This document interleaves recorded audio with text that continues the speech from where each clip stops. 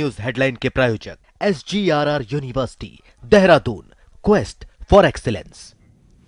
स्वागत है आप सभी का। तो शाम के 7:30 बजने वाले हैं उत्तराखंड की खबरों के साथ। मैं हूं प्रीति बिष्ट। सबसे पहले बात करेंगे राज्य के शिक्षा जगत में फैले भ्रष्टाचार की और उस पर हाईकोर्ट की सख्ती की। तो बड़ी खबर हरिद्वार से, जहां के जिला शिक्षा अधिकारी को हाईकोर्ट के आदेश पर कुछ ही घंटों के अंदर निलंबित कर दिया गया। साथ ही ब्रह्मपाल सैनी को 14 बिंदुओं पर चार्जशीट भी सौंप दी और अब इस मामले में 1 हफ्ते के बाद सुनवाई होगी।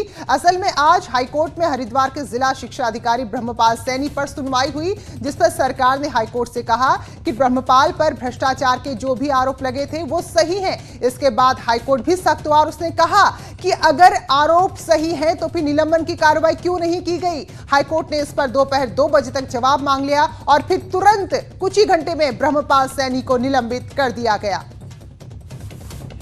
चीफ साहब की क्वेरी थी कि अगर उनके खिलाफ इतने गंभीर प्रकृति के आरोप है तो उन्हें सस्पेंड अब तक क्यों नहीं किया गया। इस पे आप 2 बजे के लिए रिपोर्ट रखें। 2 बजे के लिए मैटर को रखा गया और 2 बजे स्टेट गवर्नमेंट ने बताया कि ब्रह्मपाल सैनी को सस्पेंड करके मुख्यालय में अटैच कर दिया गया है। और वहीं दून विश्वविद्यालय के प्रभारी रजिस्ट्रार मदन सिंह मंद्रवाल के काम पर भी नैनीताल हाईकोर्ट ने रोक लगा दी है। दरअसल एक याचिका दायर की गई थी हाईकोर्ट में और उसमें आरोप था कि मदन सिंह मंद्रवाल विश्वविद्यालय में असिस्टेंट अकाउंटेंट थे और रजिस्ट्रार का पद जो उनको दिया गया, जो उनकी नियुक्ति हुई, वो पूरी तरह से गलत थी। जावलकर कमेटी को इसको गलत ठहराया था और नियमों के खिलाफ जाकर रजिस्ट्रार के पद पर नियुक्त कर दिया। साथ ही आरोप यह भी है कि कुलपति नौटियाल ने रजिस्ट्रार की नियुक्ति की। तो आपको यहां पर याद दिला दें, जो कुलपति नौटियाल है दरअसल उनकी भी नियुक्ति को हाईकोर्ट गलत ठहरा चुका है। तो एक के बाद एक जो बड़े पद हैं उनमें इतनी बड़ी धांधली। तो दून विश्वविद्यालय में ऐसा कोई पहला मामला नहीं है, इससे पहले भी कई तरह के गंभीर आरोप लगते रहे हैं। लेकिन हैरानी की बात यह है कि जब तक हाईकोर्ट से कोई आदेश नहीं आता, कोई कार्रवाई नहीं हो रही इन लोगों पर। आरटीआई से जो दस्तावेज मुझे प्राप्त हुए, जो जावलकर रिपोर्ट ये कहती है कि इनकी नियुक्ति फर्जी है। ऐसे में मेरे द्वारा राज्यपाल, मुख्यमंत्री, राष्ट्रपति, हर उस डिपार्टमेंट को जो जांच एजेंसी के उसमें आती है, मैंने अपनी शिकायत करी कि इस तरीके से उच्च शिक्षण में जो है गड़बड़ झारा चल रहा है, कृपया इसका संज्ञान लें। और वहीं राज्य के शिक्षा जगत को कलंकित किया था छात्रवृत्ति घोटाले ने। तो इसी मामले में टनकपुर में एक और सहायक समाज कल्याण अधिकारी की गिरफ्तारी हुई है।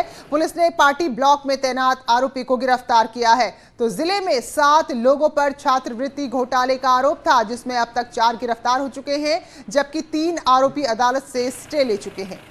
उसमें देवभूमि विद्यापीठ संस्थान का नाम आया था, तो उसकी इन्वेस्टिगेशन मेरे द्वारा की जा रही है। इसमें 7 नामजद आरोपी थे, जिनमें से 6 का निस्तारण पहले किया जा चुका है। आज जब इन्वेस्टिगेशन दौरान ये संज्ञान में आया कि तत्कालीन सहायक समाज कल्याण अधिकारी द्वारा संस्थान की जो मान्यता के कागजात थे उनका गलत तरीके से सत्यापन करके अपनी रिपोर्ट सौंपी गई है, जिससे उनका अपराध बखूबी साबित हो रहा था।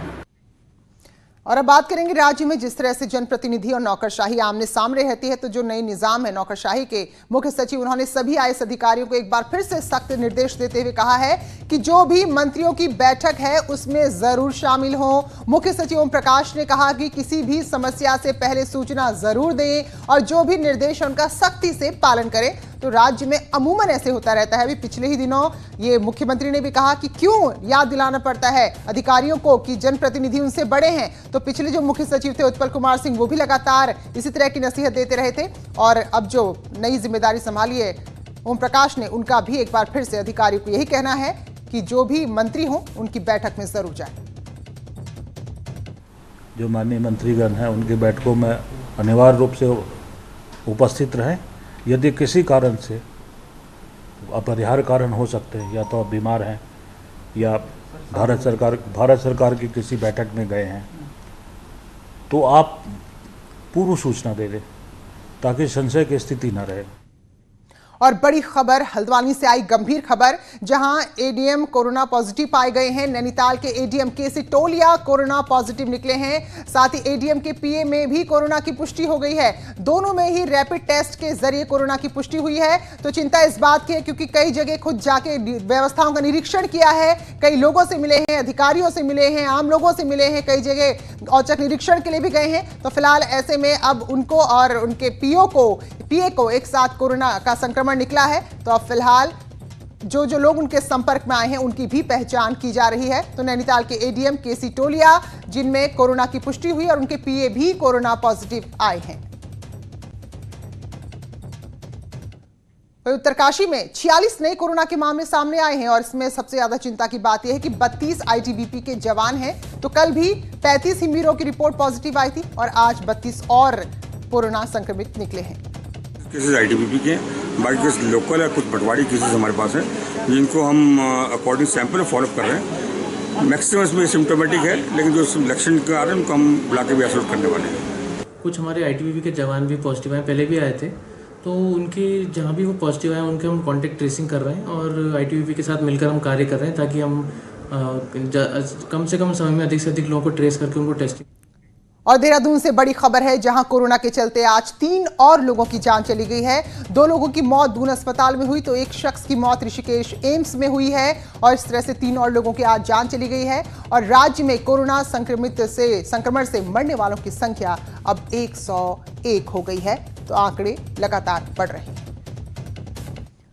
वहीं चंपावत के टनकपुर में लोगों की लापरवाही भरी तस्वीरें सामने आई हैं। दरअसल यहां पर जो कंटेनमेंट जोन है मनिहार गोट, वहां प्रशासनिक टीम जब सैंपल के लिए पहुंच रही है तो लोगों का रवैया बेहद खराब है। या तो घर के बाहर ताला लगाकर अंदर चुपचाप छिप रहे हैं या फिर टीम के आने से पहले ही घर छोड़कर जा रहे हैं। तो फिलहाल जैसे तैसे आज मशक्कत करते हुए केवल 60 लोगों के सैंपल लिए जा सके हैं। उनका जो भी कंटेनमेंट जोन घोषित किया जाएगा उसके बाद ये डायरेक्शंस हैं कि उसकी 100% सैंपलिंग करानी है। उसी के तहत हम लोग मनिहार गोट में सैंपलिंग करा रहे थे, लेकिन लोगों के द्वारा सहयोग नहीं दिया जा रहा है, तो हम लोग उनको बहुत मोटिवेट करके बहुत फोर्सफुली भी निकालना पड़ा और हम लोग निकाल के उनकी सैंपलिंग करा रहे हैं अभी। और आज हम लोगों ने 60 सैंपल कराया, जिसमें सभी लोग नेगेटिव।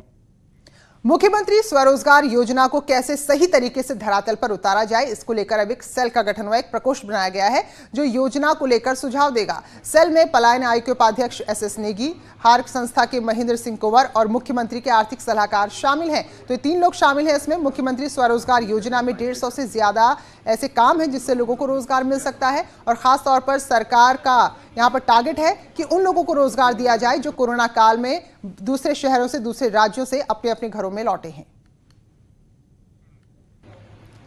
और खबरें राजनीति से जुड़ी हुई तो बीजेपी की तरह कांग्रेस ने भी अपनी वर्चुअल रैली की शुरुआत कर दी है। 13 जिलों में होने वाले सम्मेलन की शुरुआत नैनीताल से हुई, जिसमें राज्य के पदाधिकारियों से लेकर जिले के ब्लॉक स्तर तक के नेता शामिल हुए। तो करीब 3 घंटे तक ये वर्चुअल सम्मेलन चला, जिसमें प्रदेश अध्यक्ष प्रीतम सिंह, नेता प्रतिपक्ष इंद्र हृदयेश, प्रदेश प्रभारी अनुग्रह नारायण सिंह, पूर्व मुख्यमंत्री हरीश रावत शामिल हुए। तो प्रीतम सिंह ने कहा कि सभी नेताओं ने भविष्य को लेकर रणनीति पर चर्चा की है।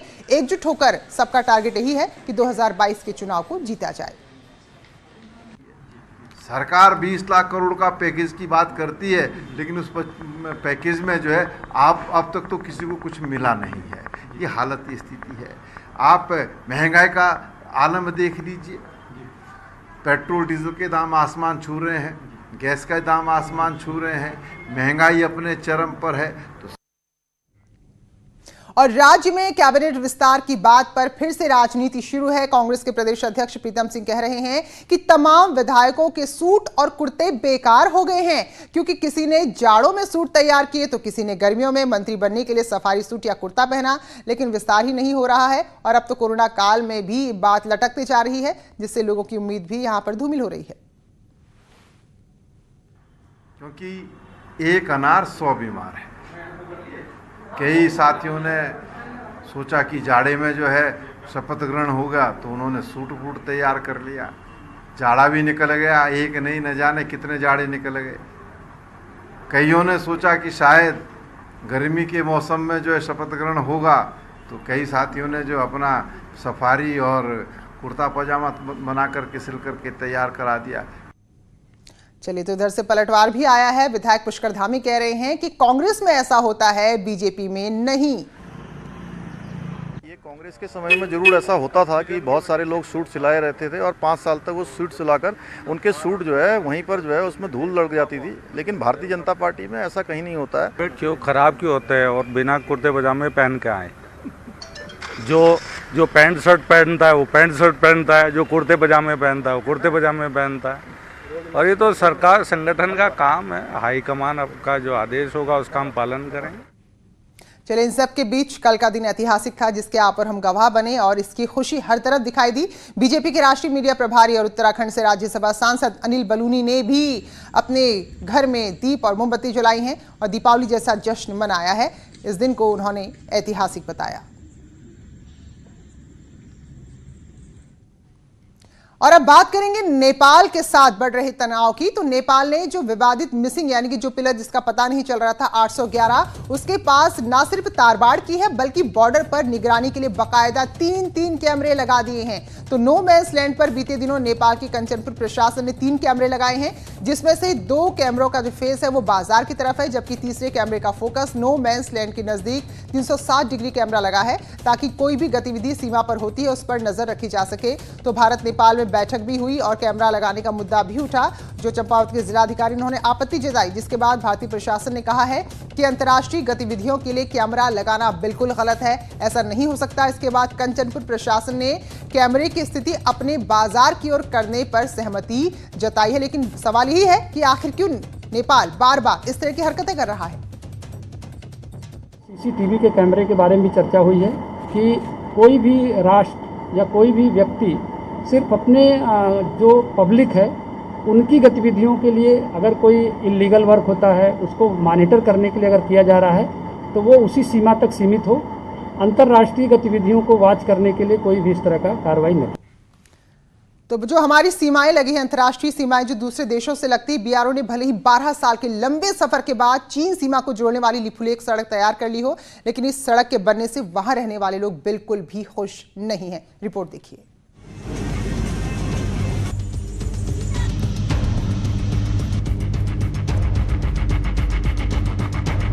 सुरक्षा के लिहाज से भले ही लिपुलेख तक बनी सड़क खासी अहम हो, लेकिन इसकी कीमत बॉर्डर पर रहने वाले ग्रामीण चुका रहे हैं। आलम यह है कि बूंदी से कालापानी तक हजारों ग्रामीणों को आज भी उस जमीन का मुआवजा नहीं मिल पाया जिस पर बीआरओ ने सड़क काटी है।